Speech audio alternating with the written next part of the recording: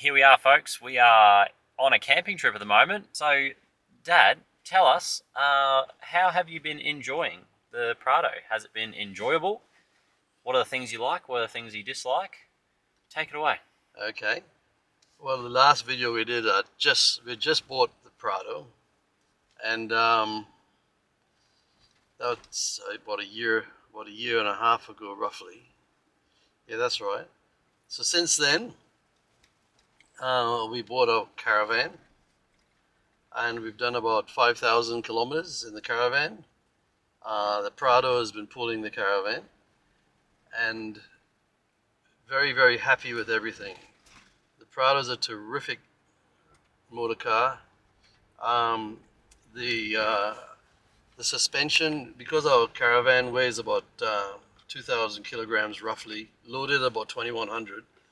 I've been using. I haven't actually reinforced the rear suspension. It would be nice to have, but I don't think it's necessary to spend that kind of money when it seemed. I mean, we drove down to Brisbane and back, which is roughly a bit over 3,000 kilometers, just like that, with no back suspension. Car's very comfortable, rides very well. The fuel economy was excellent. Some stages I was getting like 12 liters per 100 kilometers. The worst stage was like about 15. So we averaged the trip at about 13.8 for about 3,000 kilometers, which is very, very, very, very good. I'm very happy with that. The car's got lots of power, so when we accelerate, yeah, we have no problem. So it's perfectly suited for our caravan. Could not have made a better choice. The car's comfortable. My wife, she suffers from car sickness. In all the other cars we've ever had, and this is the only car that we've ever owned that she does not get car sick. And even with the caravan being towed behind, we do not have a problem with that. We installed those racks in the back of the car there. Actually, Mark installed them for us, and they've been very handy because it creates a lot more space in the back there. We put light stuff up there, just so that if something happens, a lot of heavy stuff isn't floating around the caravan in the case of an accident. So everything else in the car is fine. The steering's great. The feel on the road is good. Yes, everything is very happy. I'm very happy with the car. I don't know much more what to say about that. I think we covered a bit of stuff in the last video, but it's just good to know that our plans have all come to pass perfectly. Mainly because we asked opinions from people, especially people who do a lot of caravanning, and they give us a lot of pointers, and then I worked out what GVMs and GCMs and tear and all that sort of stuff was, and made sure that everything was all legal.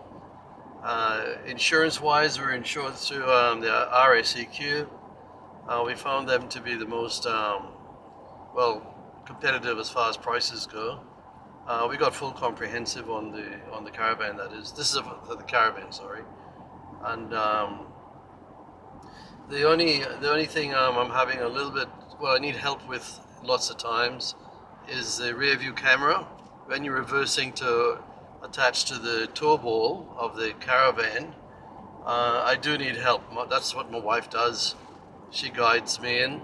The rear view camera I thought would be handy, but it's not. It's totally useless. It gives you no idea, and because you're reversing attaching caravan, it just beeps incessantly because the car thinks you're going to hit something in the back. So I always have to turn it off manually. I do want to keep that facility because it's handy for other uses when you're not towing a caravan, but yeah, that's something that I found that we had to get around. The seat, my car seat, I find very uncomfortable. I don't know if it's made a certain way for certain people. My wife's very comfortable in hers, but I personally find the seat is really uncomfortable. But when we were down in Brisbane, I drove all that way down with the seat, and after about 3 hours or 2 hours, it was starting to hurt.